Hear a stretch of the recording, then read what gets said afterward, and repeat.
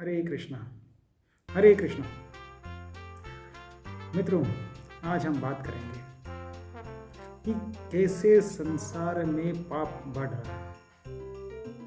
आप, मैं, हम सभी लोग कैसे पाप के भागी हैं, हम सब डिस्कस करेंगे। अब जानते हैं, एक घटना है श्री कृष्ण और रुक्मिणी जी की घटना। श्री कृष्ण अपनी पत्नी रुक्मिणी जी के साथ में थे, उस समय की घटना है।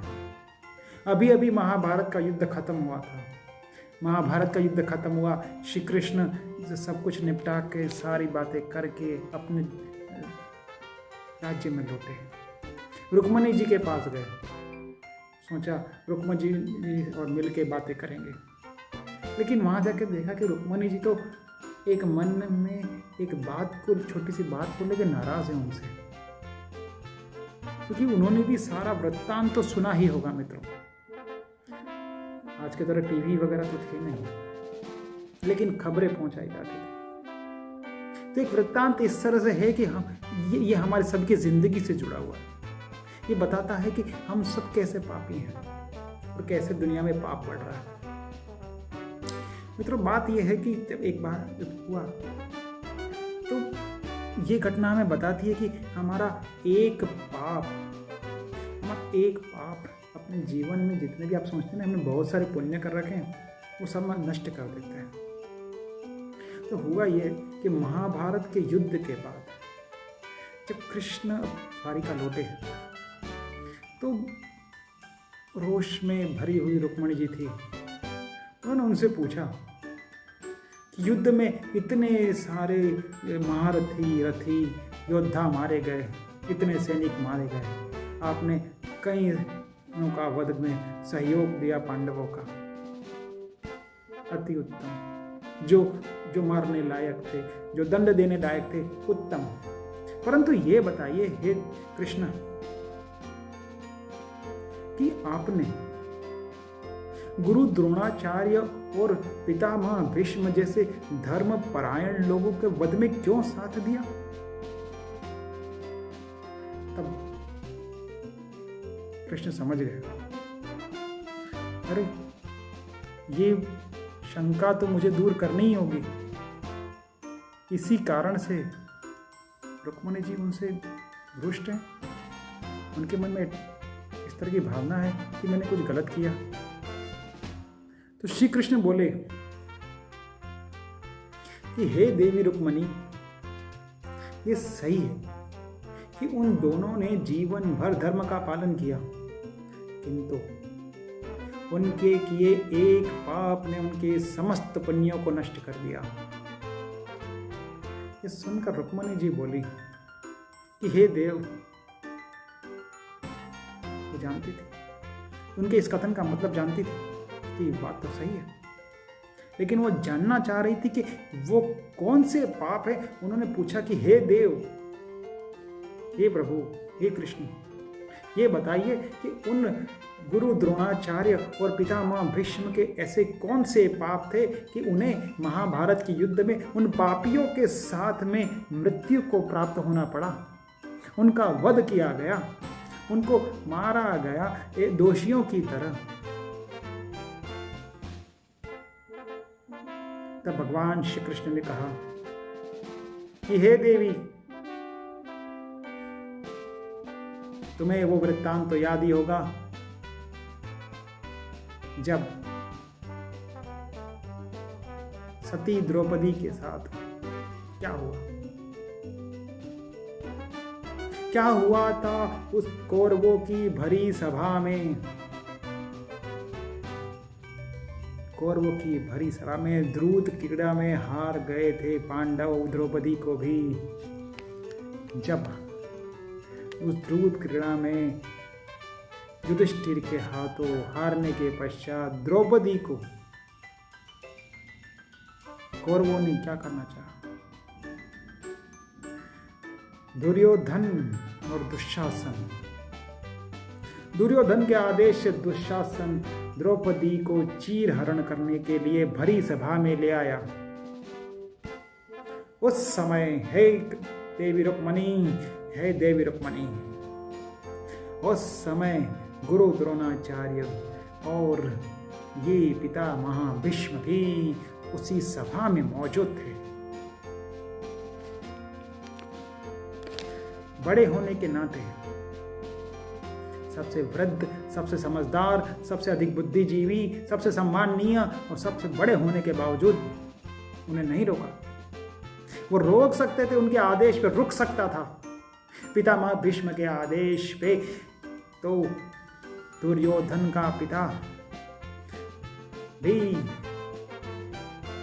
कोई गलती नहीं कर सकता, उसे भी रुकना पड़ता। महाराज धृतराष्ट्र को भी रुकना पड़ता, आखिर पितामह थे वो। उन्हीं के बलबूते पे तो कौरवों का साम्राज्य पीढ़ी दर पीढ़ी चले जा रहा था। परंतु देवी रुक्मिणी, उन्होंने ऐसा नहीं किया। गुरु द्रोणाचार्य ने भी ऐसा नहीं किया। देखा नहीं कि मेरे शिष्य क्या कर रहे हैं, मेरा नाम बदनाम कर रहे हैं। गुरु द्रोणाचार्य राजगुरु बने हुए थे, फिर भी उन्होंने नहीं रोका। तो हे देवी रुक्मिणी, समस्त जीवन में किए गए धर्मनिष्ठता उस एक पाप के आगे छोटी पड़ गई।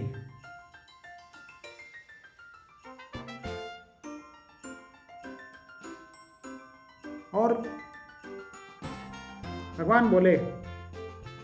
भगवान श्री कृष्ण बोले कि हे देवी रुक्मिणी, इसी पाप के कारण मुझे वो दंड देना पड़ा। उन्हें भी उन पापियों की कतार में खड़ा करके उनका भी वध के लिए मुझे अर्जुन को आदेश देना पड़ा।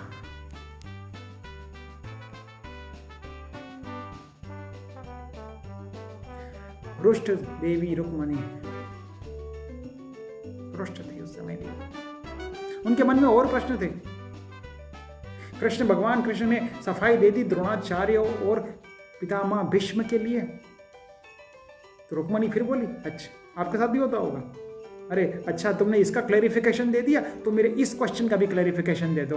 आप नीचे दिखाना चाहते हैं, आप सामने वाले को उसको साबित करना चाहते हैं, आप सामने वाले को दिखाना चाहते हैं कि हाँ तुमने गलती की, मानो। तो देवी बोली, फिर से बोली कि माँ रुक्मिणी बोली कि देवी रुक्मिणी ने कहा अपने पति श्री कृष्ण से कि तो फिर बताओ, तो तुमने उन्हें कर्ण को क्यों मार दिया? अरे वो तो दानवीरता के लिए प्रसिद्ध था, उसके द्वार से तो कोई कभी खाली हाथ लौटा ही नहीं। उसने तो मृत्यु में अपने क्यों सहयोग दिया? उसकी मृत्यु में आपने क्यों सहयोग दिया? उसकी क्या गलती थी? और उसकी दानवीरता के बारे में तो सभी लोग जानते हैं, उसने तो क्या क्या नहीं किया। अरे उसको तो पता था कि इंद्र लेने आए कवच कुंडल ताकि अर्जुन जीत सके युद्ध में, फिर भी उन्होंने कवच कुंडल दे दिया। फिर भी आपने हे कृष्ण, तुमने फिर भी कर्ण को मारने में सहयोग दिया। ऐसा क्यों किया? भगवान युद्ध से तो लौटे ही थे, समस्त पापियों को नरक पहुंचा के तो लौटे ही थे। नरक से तात्पर्य मृत्यु के द्वार पे। जरूरी था, अच्छे लोगों को बचाने के लिए बुराई को खत्म करना जरूरी होता है, और भगवान श्री कृष्ण ने यही किया। तो देवी रुक्मिणी के इस कर्ण वाले प्रश्न के उत्तर में, इस कर्ण के उत्तर में क्या बोले भगवान श्री कृष्ण? क्या बोले? तो बोले कि हे प्रिय, तुम सत्य कह रही हो कि वह अपनी दानवीरता के लिए प्रसिद्ध था। उसने कभी किसी को नहीं कहा। परंतु जानती हो, महाभारत के युद्ध में जब चक्रव्यूह के अंदर अभिमन्यु कौरव युद्ध वीरों को धूल चटाने के बाद घायल अवस्था में युद्ध क्षेत्र में जब भूमि पर पड़ा था, मृत्यु के द्वार पे था, और उसने थोड़ा सा पानी मांगा कर्ण से। मरने वाला आदमी इतना लड़ा था, थक गया था, मरते मरते थोड़ा सा पानी मांगा। कर्ण रिश्ते में तो उसका पिता समान था, उनके पिता का बड़ा भाई था। वो एक दानवीर था, एक राजा था, धर्मनिष्ठता उसकी अत्यंत थी, लेकिन उसने मरते हुए अभिमन्यु को पानी नहीं दिया। जानती हो, जहां कर्ण खड़ा था उसके पास पानी का एक गड्ढा था, वहां पे युद्ध भूमि पर। कर्ण चाहता तो अंजुलि भर के अभिमन्यु को पानी पिला सकता था,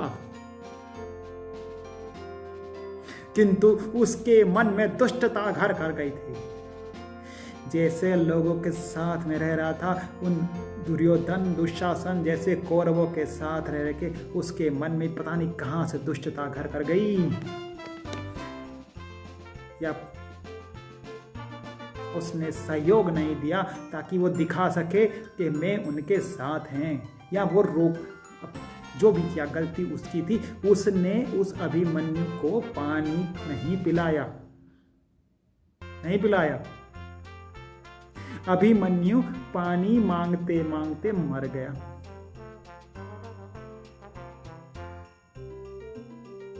तो हे देवी, इस एक पाप से उस कर्ण के, उस महावीर कर्ण के, उस दानवीर कर्ण के समस्त पुण्यों को मैंने नष्ट कर दिया। कृष्ण ने कहा कि मैं ईश्वर हूं, बताया देवी को कि मैंने नष्ट कर दिया। उसके जवाब में एक भी पुण्य जीवन का काम नहीं करेगा तुम अगर इस तरह की गलती करोगे तो। तुम याद रखिए भक्तजनों, गलतियां भारी पड़ सकती हैं। और तो देव कृष्ण बोले कि हे देवी रुक्मणी, उस कर्ण ने उस गड्ढे का पानी उसको नहीं दिया, वहां अपने पाप नष्ट कर लिए। और बाद में जानती हो, उसी गड्ढे में मैंने उस रथ का पहिया फंसाया। ये नीति और जो आप कहते भाग्य, ये सब भगवान के हाथों में है। तो भगवान बोले कि हे देवी रुक्मणी, उसी गड्ढे में उस कर्ण का रथ का पहिया फंस गया और वो वहीं मारा गया युद्ध भूमि में। भगवान क्रोध से भरे हुए थे। भगवान पापियों का साथ कभी नहीं देते, अधर्मियों का साथ कभी नहीं देते भगवान। चाहे मैं हूं, चाहे आप हैं, याद रखिए हमें हमारे पापों की सजा मिलेगी, चाहे यहां मिले चाहे वहां मिले। याद रखिए भगवान के लिए समस्त सृष्टि एक है, और सृष्टि में सिर्फ धरती नहीं आती है, तो हमें हमारे पापों का दंड तो मिलेगा। उसके लिए तो सभी कुछ है कि जैसे आपके लिए घर और बाहर है, वैसे ही उसके लिए तो धरती और अन्य है, स्वर्ग और नरक है। तो जब आप मृत के जाएंगे तो वहां सजा मिलेगी आपको। लोग कहते हैं ना नरक में सजा मिलेगी, नरक, अरे भगवान के तो एक ही है। कृष्ण बोले कि हे देवी रुक्मणी, अक्सर ऐसा होता है कि जब मनुष्य के आसपास कुछ गलत हो रहा होता है और वे कुछ नहीं करते, वे सोचते हैं कि इस पाप के हम भागी नहीं हैं, वो कर रहा है सामने वाला। अगर वो मदद करने की स्थिति में नहीं है तो भी सत्य बात तो बोल सकते हैं, रोकने की कोशिश कर सकते हैं, कुछ बोल तो सकते हैं, कहीं सहयोग की भावना से सहयोग ला तो सकते हैं। अगर ऐसा नहीं करते हैं, ऐसा ना करने से भी वे उस पाप के उतने ही हिस्सेदार हैं जितना कि पाप को करने वाले। तो मित्रों देख लीजिए, आपके आसपास जितने पाप हो रहे हैं, अगर हम और आप उसे नहीं रोक रहे हैं तो हम उसके उतने ही बड़े पापी और सहयोगी बन चुके हैं। सिर्फ समझिए, दुनिया बहुत छोटी है,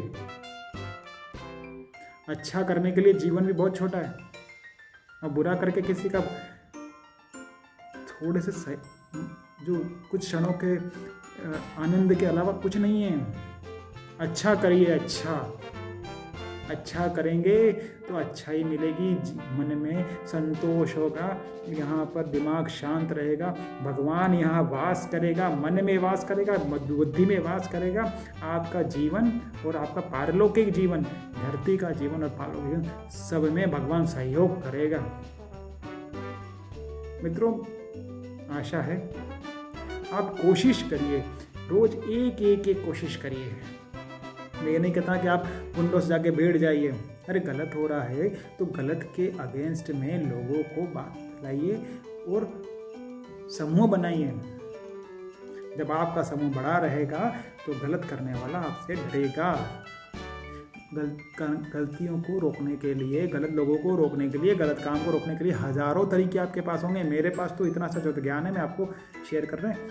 आप भी अपना ऐसा बातों को मुझसे शेयर कीजिए जिससे हम गलत काम को रोक सकें, हम दुनिया में होने वाले पाप को रोक सकें, हम द्रोणाचार्य या पितामह भीष्म की तरह ना मारे जाएं। भगवान की नज़र में हमें पितामह भीष्म, कर्ण या द्रोणाचार्य नहीं बनना है। आप वो बनने की कोशिश करिए जो कि कौरवों का एक भाई था, युयुत्सु। कौरव होते हुए भी वो पांडवों की तरफ था ना।